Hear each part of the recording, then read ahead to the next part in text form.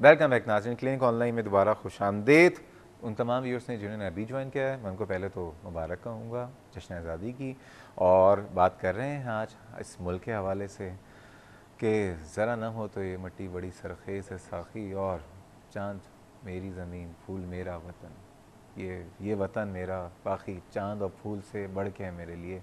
اور ہم سب کے لیے یہی، ہم سب کے جذبات یہی ہیں. اس ملک کو سب سے بڑی بات چاند اور پھول بنانے والے جو لوگ ہیں نا وہ بڑے ویلیوبل ہیں، اور اس میں سے ایک ایسے ہی سمجھ لیجیے دو پھولوں کا گلدستہ ہے ہمارے ساتھ، پروفیسر مسعود حنیف صاحب اور ڈاکٹر رانا قمر صاحبہ.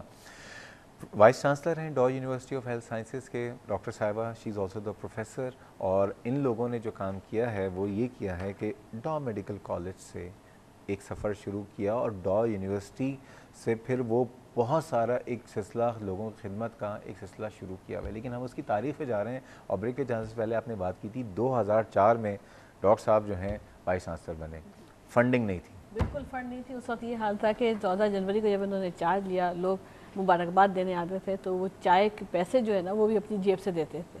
ایک مہینے تک تقریباً یہ ہوتا رہا. اس کے بعد سے پھر میں نے دیکھا کہ دودھ پتی کا اتنا خرچ آیا تو ہم نے گرین ٹی رکھنا شروع کر دی. Very good. اس کے بعد وہاں سے کہانی شروع ہوئی، اور پھر یہ سوچتے تھے کہ آگے اب یونیورسٹی کیسے بنے گی، کیسے فنڈنگ ہوگی. پھر تھوڑے تھوڑے فنڈ آئے اور وہاں سے شروع ہوا کام، مطلب کرتے چلے گئے. لیکن وہ جو ہے فنڈز کا مسئلہ، جتنے فنڈز تھے وہ اسی طریقے سے چلایا. اگر آپ کو میں مثال دینا چاہوں، جیسے گھر کا خرچہ ہوتا ہے کہ معلوم ہوتا ہے کہ اگر یہ پر ہے کہ اس کو اب کہاں خرچ کرنا ہے، اس کو دبا کے کرنا ہے.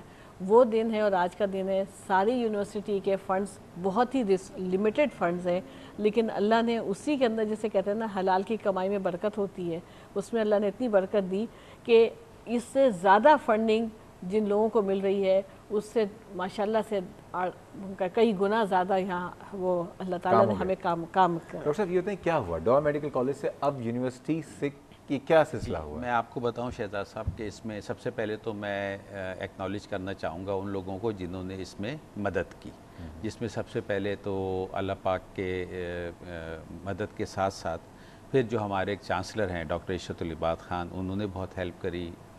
سندھ گورنمنٹ نے ہیلپ کری، جس میں منسٹر سندھ گورنمنٹ ہیں ہیلتھ کے، اور سی ایم صاحب ہیں، اور ہیلتھ ڈپارٹمنٹ، فائننس ڈپارٹمنٹ میں. ہائر ایجوکیشن کمیشن بہت پازیٹیو رہا، پلاننگ کمیشن پاکستان کا. اب میں آپ کو یہ بتاؤں کہ جب یونیورسٹی بنی تھی تو اس وقت جو سنڈیکیٹ یونیورسٹی کی ہوتی ہے، اور ہم نے سب نے بیٹھ کے ایک روڈ میپ تیار کیا تھا، اور جس کو ہم نے نام دیا تھا 2020 ویژن 2020 کہ 2020 میں یہ یونیورسٹی کہاں پہنچے گی، اور اس کے مائل سٹونز رکھ دیے تھے. اور اس میں 3 چیزوں پہ توجہ کی تھی، جس میں کہا تھا کہ بھئی ہم تعلیمی معیار کو بہتر کریں گے، ایکیڈمک ایکسیلنس کی بات کریں گے.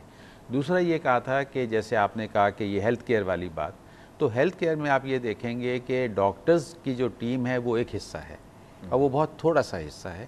اس کے ساتھ جو میجر جو رول ادا کیا جاتا ہے وہ الائیڈ ہیلتھ سائنسز والے کرتے ہیں، جس میں نرسز ہیں، جس میں میڈیکل ٹیکنالوجسٹ ہیں، جس میں ریڈیولوجسٹ ہیں، ریڈیو ٹیکنیشینس ہیں ریڈیولوجی کے. تو دوسرا یہ کام کیا، ہم نے کہا کہ دوسرا جو موٹو تھا وہ یہ تھا human resource development, health care کے اندر لوگوں کو تیار کریں گے.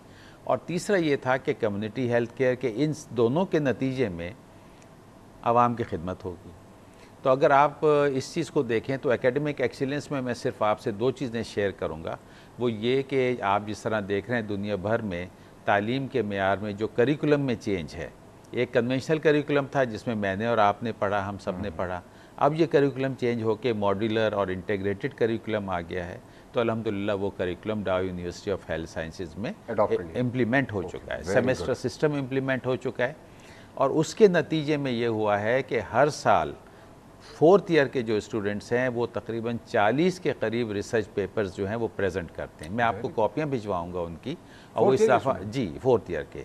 تو جب 4th ایئر کے اسٹوڈنٹس، کیونکہ وہاں پھر ہم نے یہ کیا کہ ایئر 1 سے ان کو ریسرچ میتھڈالوجی پڑھانی شروع کر دی، اور اب ہم نے آن لائن ایک کورس ان کا رکھا ہے ریسرچ میتھڈالوجی کا.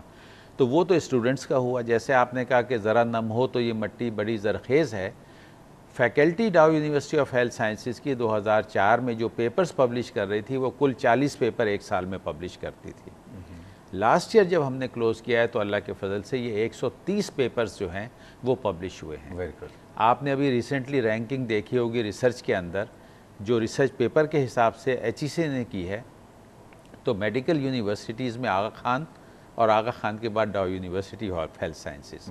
تو ہم 2004 میں شروع ہوئے, آغا خان ماشاءاللہ 1985 سے کام کر رہے ہیں. لیکن یہ میں بتاؤں تو یہ ایکیڈمک ایکسیلنس کا یہ معیار, اچھا جب ریسرچ ہوگی ملک کے اندر اور وہ ریسرچ ہو رہی ہے اپلائیڈ ریسرچ کہ جو عوام کے لیے انشاءاللہ لوگوں کو کیا فائدہ ہوگا, لوگوں کو فائدہ ہوگا اس ریسرچ سے, کیونکہ وہ ساری کی ساری فوکس ہو گئی ہے. مثال کے طور پہ ایک چھوٹا سا ہمارا ڈپارٹمنٹ ہے جو بایو ٹیکنالوجی کا ہے, اس کو ہم اپلائیڈ بایو ٹیکنالوجی کا ڈپارٹمنٹ کر رہے ہیں. اس کے اندر ہم ریسرچ یہ کر رہے ہیں کہ بہتر طریقے سے کس طرح سے اینٹی اسنیک وینم اس ملک میں بنا لیا جائے. خود اینٹی اسنیک ابھی تک نہیں بن رہا, بن رہا ہے, اسلام آباد کے اندر بن رہا ہے لیکن زیادہ تر امپورٹ ہو رہا ہے. اسلام آباد میں جو NIH بنا رہی ہے اس کی ییلڈ کم ہے. ڈاکٹر صاحب قطع کلامی معاف, دوبارہ ایک جگہ پہ جانا ہے. صحیح. اور وہ جگہ ہے بریک, تو جا رہے ہیں ایک بریک پہ, ہمارے ساتھ رہیے.